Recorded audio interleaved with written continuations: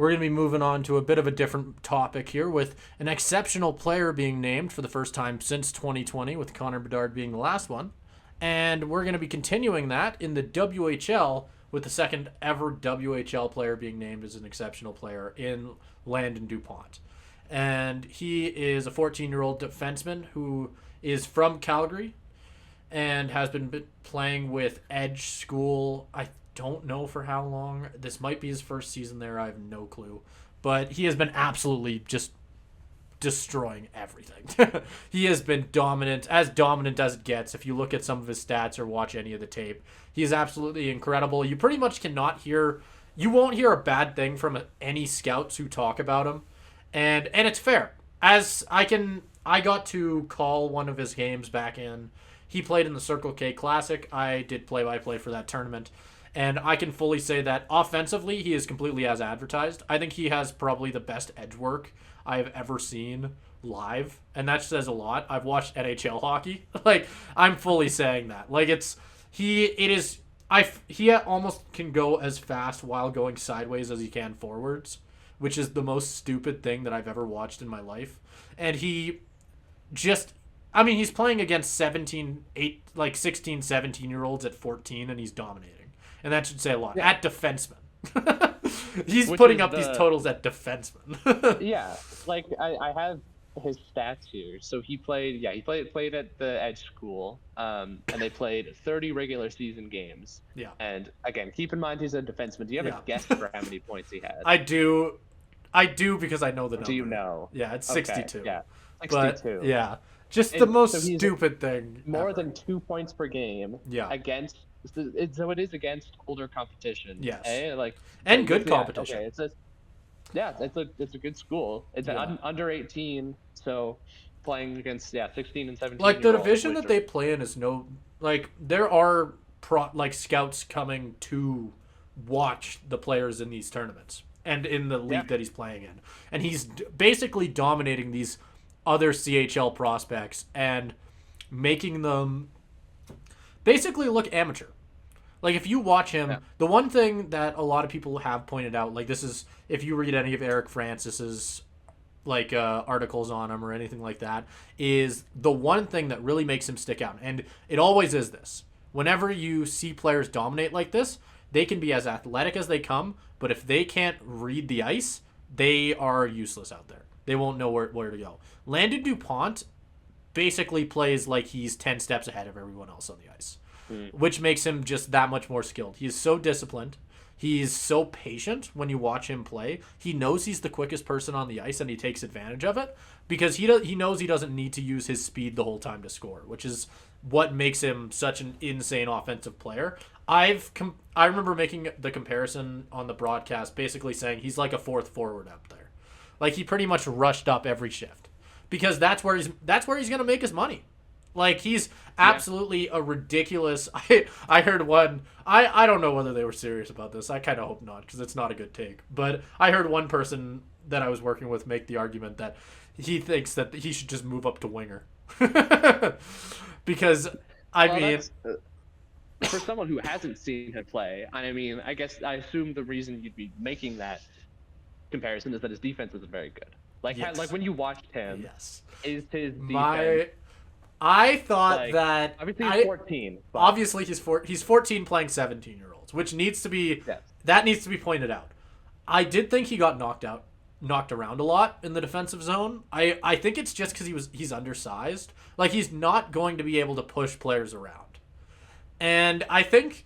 A lot of people really liked his response in this article to Eric Francis when asked about it, because Eric Francis, I think, did ask him about it, how he was kind of It's a hard question for a 14. Well, how to deal? A lot of media attention. Oh yeah. For a 14. Well, I think he's got to be used to it at this point. But sure. He was pretty much asked how he deals with playing against players who are both a lot bigger and physically stronger than he is. And older, and he basically just said that he just goes home afterwards, takes a nice bath or whatever, and he's fine. And I just thought to myself, that's such a hockey player. That's a hockey player response, but that's also a 15-year-old kid response. my thought in my own head at the time was kind of like, what happens when he gets a little bit older and he takes that ice bath and he realizes it doesn't work the same anymore, and you still end up aching the next day. Like I'm pointing this out, Caleb, just to say that I think he's a little reckless when he goes into corners is one thing I noticed. Like, he's not necessarily going out there. He's not like I don't know, what's a really good comparison? He's not the Sidney Crosbys of the world, where Sidney Crosby has taken 2 fights in the last 20 years, right? Like, he won't go, like, he'll still go into corners, but if he thinks he's going to get hit, he won't go down there. He's not avoiding physicality. Landon DuPont is not afraid to go into the corners and fight for it, which is a good thing. It's a big reason why he's able to play in that defensive spot and still be successful, I think. But if I were to honestly say, I think he's average defensively. For like the league he was playing in, I didn't think defensively anything really made him stick out. Where he's going to make his money is obviously offensively. I think he needs to work on his defense, if anything. Like in the WHL. I feel like that's what the WHL and the CHL is for, though. Yes. Right? It's to find, like, I feel like especially for players who are obscenely talented like he is, offense comes naturally and defense is something that you grow with and work on. Right? Like, I feel like that generally that's a very, probably broad overgeneralization, but I feel like that's generally the I also think that as he plays a little bit, I think if I could throw a prediction out there, I think he's probably going to get knocked around quite a bit in his first month in the WHL. It is pretty common knowledge that the WHL is the most physical out of all the Canadian hockey leagues, like as in like junior leagues. And I don't think that's really something that goes in his favor. I think that I still think he'll dominate. Offensively, I still think he'll kick ass. I think he's gonna have a rough time, like in the defensive zone in that first season. I think there's gonna be a bit of a learning curve there. That's not me saying that I am a huge fan of him personally. Like, if you watch him, I mean, it's just some of the most bonkers hockey plays you'll see, because he's so quick. He's so quick, he's so patient, he has a wire of a shot. Like, it is pretty bonkers just to watch that whole thing unfold. So I personally am really excited to see how he does in the WHL. I think it's pretty much a foregone conclusion. He'll go first overall to Everett. But I think, I mean, we'll see. That is my one thing that I'll put out there, because everyone has been talking about how incredible. You can go anywhere on the internet right now and you can hear about how incredible his offense is. I won't be the first person to tell you that. I think it's a lot harder to find and nitpick things that he's not good at. And if I were to give you one thing, I think he's a little reckless in the defensive zone. I think as somebody who, well, I don't know. I think that as he plays against even bigger players next year, because he's just going to be going up there. Yeah. He's going to be playing against 18-year-olds, like 20-year-old, 18-year-olds, right? 20-year-old. Yeah. And when that starts happening, he's going to get knocked around. He's going to take some big hits. Yeah, we've had this conversation even about Bedard in the NHL. Yes, where it's absolutely. Like he's an 18-year-old kid going up against fully grown men. And Bedard was fully up for the task.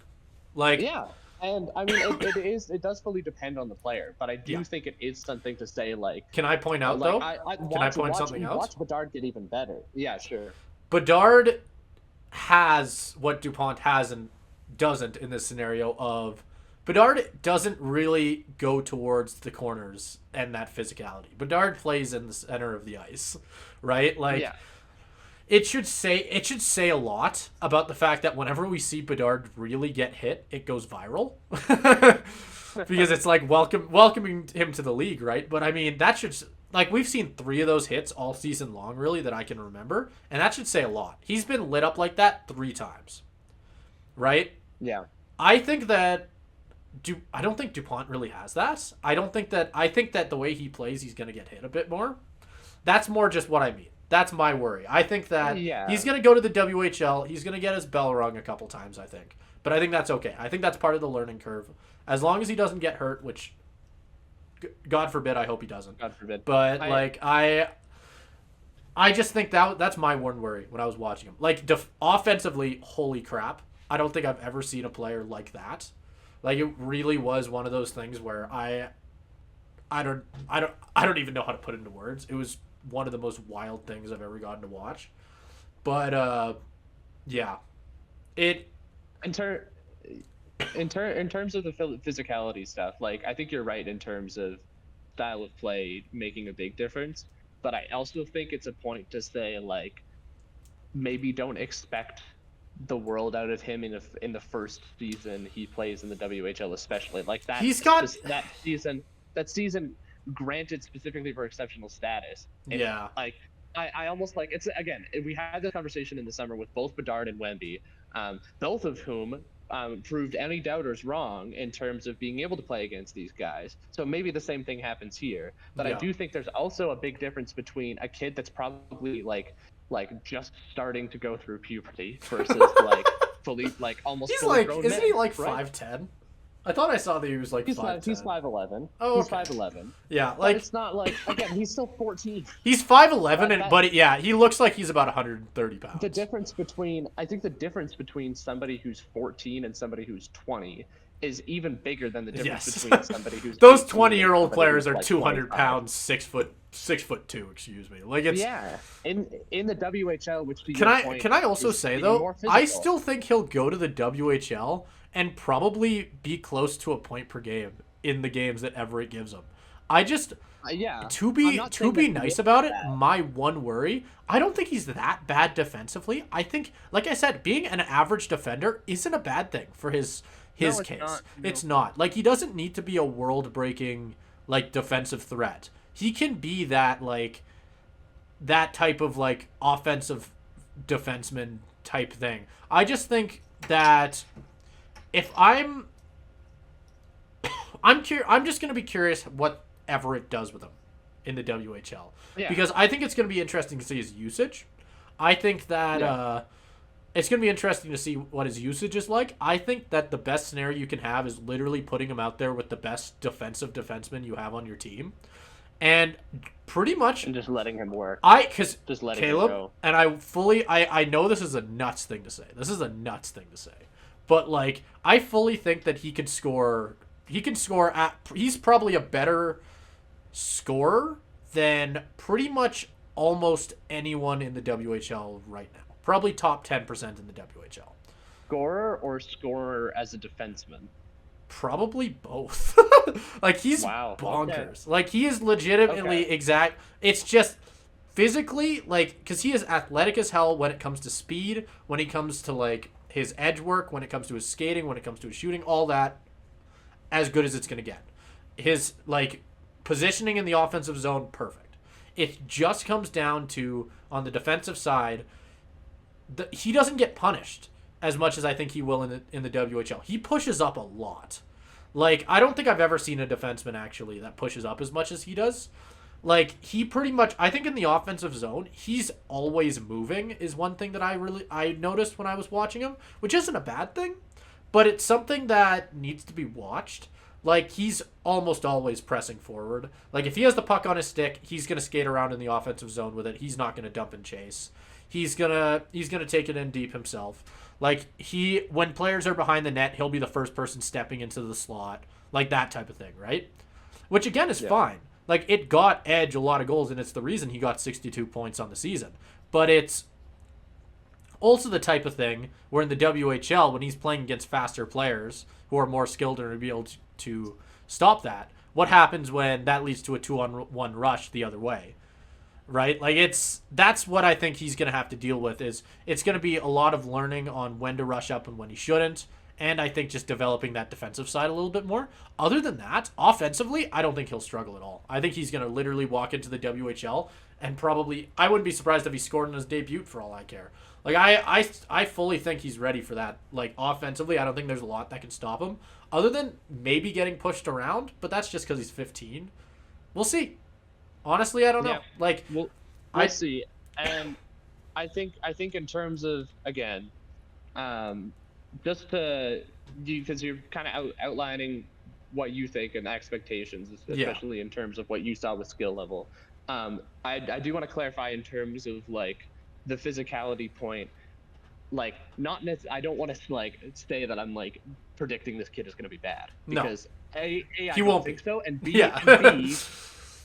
B, I think that it's also impossible to predict. Yeah. But I think it's just important to keep in mind, like we said with Bedard and Wemby, to not.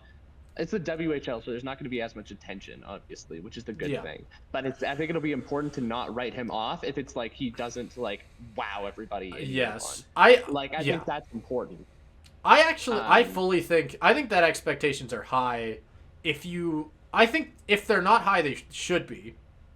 Because I said, they are because of the list of players that have gotten this before. Yes, right. Yes, because but I more just mean like when I look at the list that they have currently there. I mean, I'd have to pull it up, but like I have the list of exceptional players. So, out of all of the exceptional players that have been granted status, I'd say 2 of them have not been to expected. I believe all of Sean them Day and like who's the other one? Joe Veleno. Who is like an average NHL. Yeah, player. No, he's still kind of getting his feet wet in the NHL. The rest of them are superstars or at least stars, because the rest of the list is Bedard, Shane Wright. Shane Wright, but that's I'm including part of the too early to tell category. Connor Bedard, Aaron Ekblad, McDavid, Tavares. And then the only other person on this list that we haven't mentioned is Michael Misa, who is the most recent other than DuPont to get it, and he's still in the CHL. Yeah. Oh, I forgot he got it, actually. So it wasn't Bedard who was most recent. Okay, that's my bad. No. But, he's actually doing really well, I think. He had 56 points and 45 games in the first season. Yeah, I've heard a lot of good things about him as well. But the one thing that instantly, like Aaron Ekblad, he's he's good offensively. Don't get me wrong, but that's not. I don't remember him much as a prospect. I'm talking about him as an NHL player more than anything. So I could be talking out my ass, I guess. But I don't think of him offensively. I think of him as a very well-rounded defenseman. Right. Yeah. And DuPont isn't that yet. Like, he's not well-rounded. He is your like Bobby Orr, if you will, right? Like where nobody wanted Bobby Orr for his defensive ability. I'll put it like that, right? Yeah. Like, it's not to say that Bobby Orr couldn't play defense. Just like you know what I mean. Like, it's that type of thing with DuPont, and I think I think he'll succeed. I fully think that he has that top level skill. So I don't know. I don't think there's a lot of worry there for me at the very least. Well, yeah, because again, they don't give this title to people for no reason. There's a reason there's only been like 10 players to have it in the last like 20 years, and there's a reason so many of them have turned out to be stars in the NHL. Yeah. I mean, he just has such a quick first step that I compare it to, like, I think of like McDavid, McKinnon, Cale Makar type first step, right? Like when you watch it, it's that type of thing. Which is why I fully think he'll succeed. I can't imagine that going to waste. I think it'd be harder for him to not succeed at the next level. Mm-hmm. Like, I just think the one world that he might get, if there's a world where the NHL draft comes along in like 2027 or whatever, and he still hasn't improved his defense, like he's probably still first overall. He's probably still first overall. But I think it's definitely something to watch. I think that because you're going to, once he goes to the WHL, and this is my note to all the viewers out there, you will see the highlights. The highlights will come. I just think the one thing to watch in the next little bit is how he kind of works in the defensive zone. Because maybe I'm wrong. Maybe he goes to the WHL and just succeeds defensively. Who knows? Hopefully, yeah. That'd be cool to see. Maybe I'm wrong. I got to call 2 of his games. Maybe he had 2 defensive games. Or not very defensive games. Who knows? But, like, it's just the type of thing where that was my big note when I watched him. I just thought to myself that I think his defense needs a little work for the level of player he is. Yeah. And on the bright side, just to wrap it off with one last point, if we want to compare him to the other defenseman to get the exceptional status, and Aaron Ekblad, you brought up a good point in terms of him as a prospect. What did he look like before going into the WHL? So I pulling up Aaron Ekblad's elite prospects before he went into the WHL in his first season. Again, I don't know the competition level of the Sun County Panthers. I don't know how. Where's Ekblad from? Is he Ontario?